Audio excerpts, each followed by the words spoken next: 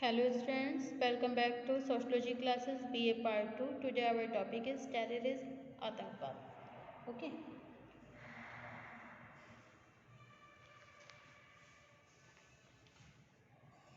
आतंकवाद का खूनी चेहरा आज पूरे विश्व के लिए सबसे बड़ी चुनौती है. आतंकवाद आज एक ऐसी समस्या है जिसकी नींव दबाव, हत्या, भय और उत्पीड़न पर आधारित होती है. इसके सामने नैतिक और मानवीय मूल्यों का कोई महत्व नहीं होता है. आतंकवाद का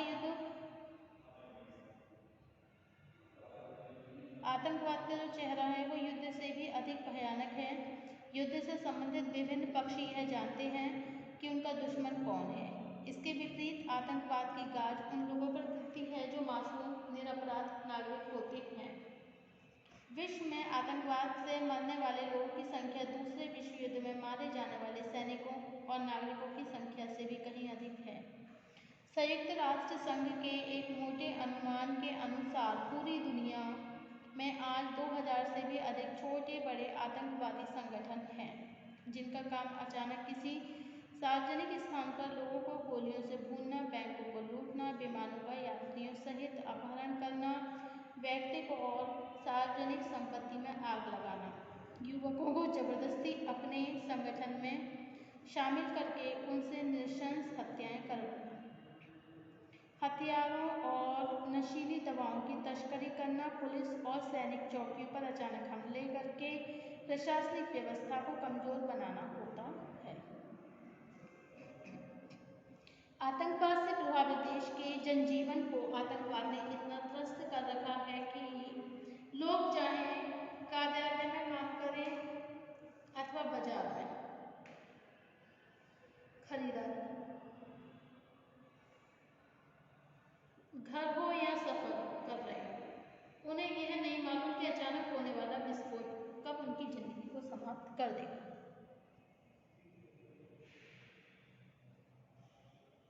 नेक्स्ट है कॉन्सेप्ट ऑफ टेररिज्म, आतंकवाद की अवधारणा. आतंकवाद क्या है? इसे एक परिभाषा के आधार पर समझना संभव नहीं है. एलेक्स शिमिड ने लिखा है, विभिन्न लेखकों द्वारा आतंकवाद की 100 से भी अधिक परिभाषाएं दी जा चुकी हैं और आज भी दी जा रही है.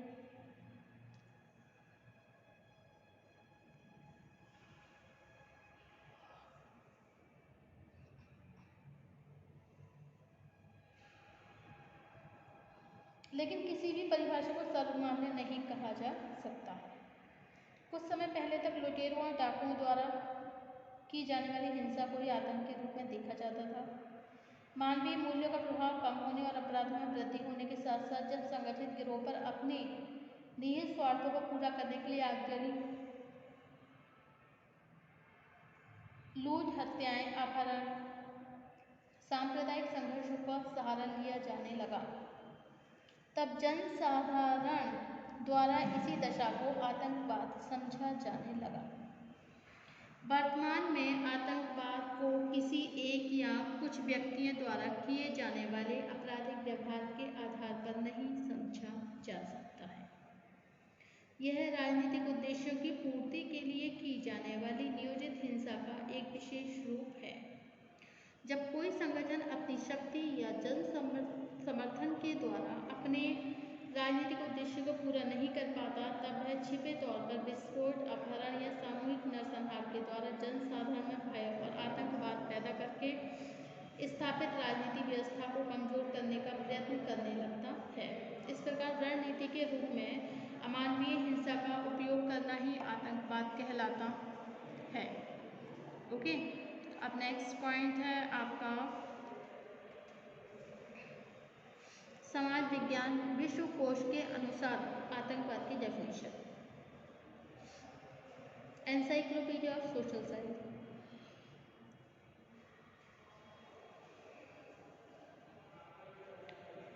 में आतंकवाद को परिभाषित करते हुए कहा गया है कि आतंकवाद एक ऐसा तरीका है जिसके द्वारा कोई संगठित समूह अथवा दल अपने उद्देश्य की प्राप्ति के लिए हिंसा का योजनाबद्ध रूप से उपयोग करता है. नेक्स्ट है पॉल विलिंगसन के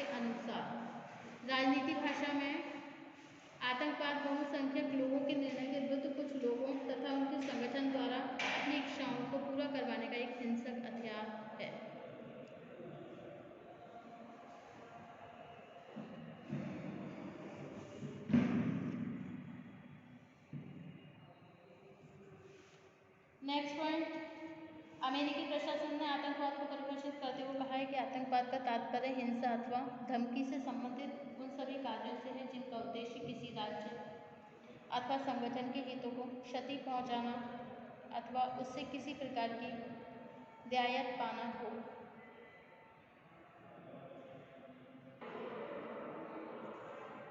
यह भी कहा गया है कि आतंकवाद कोई भी वह हिंसक अभियान है जो हिंसा की धमकी अथवा लोगों को आतंकित करने के लिए चलाया जाता है।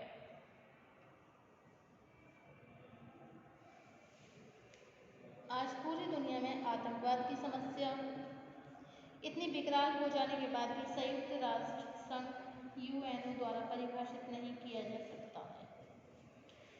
11 सितंबर 2001 को जब दुनिया में सबसे बड़ा आतंकवादी संगठन अल कायदा के आत्मघाती पायलटों ने अमेरिका के 110 मंजिले विश्व व्यापार केंद्र की दोनों टावरों और पेंटागन के सबसे बड़े हिस्से को ध्वस्त किया तो सारा विश्व अवाक रह गया। जब दुनिया के सभी देश आतंकवाद के खिलाफ एकजुट होने लगे तब अक्टूबर 2001 में संयुक्त राष्ट्र संघ के एक विशेष अधिवेशन में यह मांग की गई कि आतंकवाद को परिभाषित करके संयुक्त राष्ट्र संघ अपने स्तर से इस समस्या के विरुद्ध कार्रवाई करे। एक लंबी बहस के बाद आतंकवाद को परिभाषित नहीं किया जा सकता है क्योंकि पाकिस्तान और कुछ दूसरे मुस्लिम राष्ट्रों ने इस बात पर जोर दिया है कि आतंकवाद से एक ऐसी हिंसा को पृथक रखा जाए जो आज़ादी की लड़ाई से संबंधित है। ओके, इस तर्क के पीछे राजनीतिक उद्देश्य थे। राजनीतिक कारणों से आतंकवाद को परिभाषित करने का काम अधूरा रह गया, भले ही आतंकवाद की कोई सामान्य परिभाषा न हो।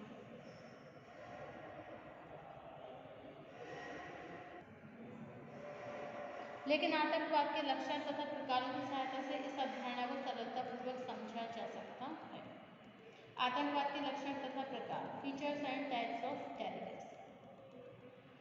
आतंकवाद नंबर 1, आतंकवाद किसी संगठन अथवा राष्ट्र द्वारा आयोजित ऐसी हिंसा, जान माल की क्षति अथवा उत्पीड़न है जो किसी राजनीतिक अथवा अर्ध राजनीतिक उद्देश्य से किया जाता है।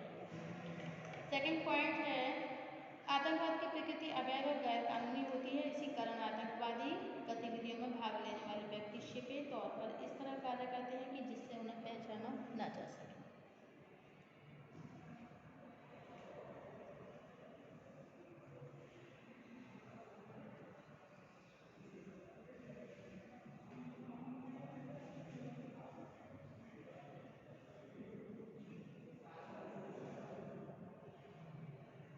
नेक्स्ट पॉइंट है, आतंकवाद का संबंध एक ऐसी हिंसा अथवा उत्पीड़न से जो राज्य या समाज के विरुद्ध होने के बाद भी इसमें ये नहीं देखा जाता कि हिंसा से प्रभावित होने वाले लोग कौन से हैं।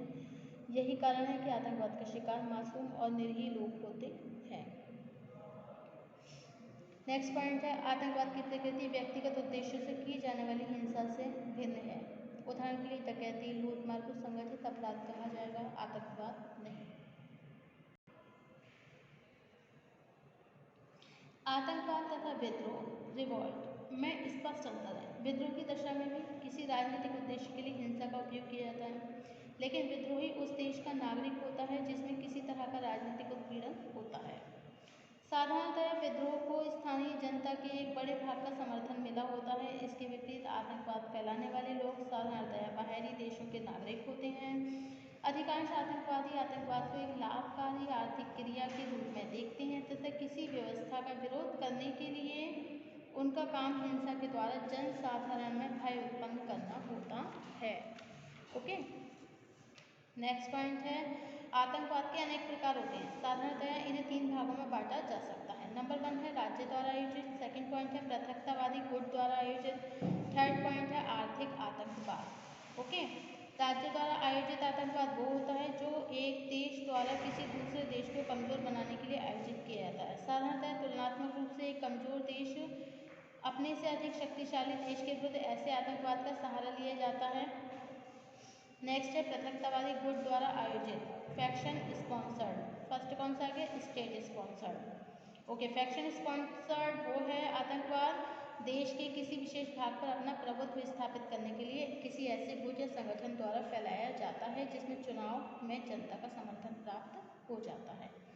नेक्स्ट है आर्थिक आतंकवाद, इकोनॉमिक टेररिज्म। इसका उद्देश्य किसी क्षेत्र में आतंकवाद फैलाकर इस तरह अव्यवस्था फैलाना होता है जिससे कोई देश या संगठन मादक पदार्थों की तस्करी या दूसरी कानूनी विरोधी गतिविधियों के द्वारा आर्थिक लाभ प्राप्त कर सके। Okay, so thank you for watching my YouTube channel. Thank you so much.